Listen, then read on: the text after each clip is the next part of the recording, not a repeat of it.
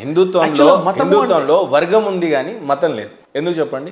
శైలవులు ఎప్పుడూ కూడా మా మతంలోకి రండి అని అన్నారు కదా. అల్టిమేట్గా మేము హిందువులమే, కానీ దేవుళ్ళని ఏ రకంగా కొలవాలి, ఏ రకమైనటువంటి పద్ధతులను అవలంబించాలి అనేదే గొడవ తప్పితే కానీ మీరు హిందూ మతంలోకి రండి అని ఏ హిందూ అన్నట్టు నేను చూడలేదు. కానీ మీరు క్రిస్టియన్లుగా మారండి అని బోధిస్తూ ఉంటుంది, మీరు ముస్లింగా మారండి అని బోధిస్తూ ఉన్నారు.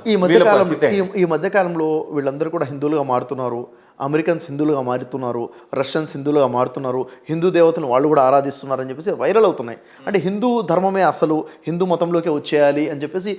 అంటే ఈ మధ్యన క్రైస్తవులని ముస్లింలను చూసి హిందువులు కూడా నేర్చుకున్నారు కొంతమంది.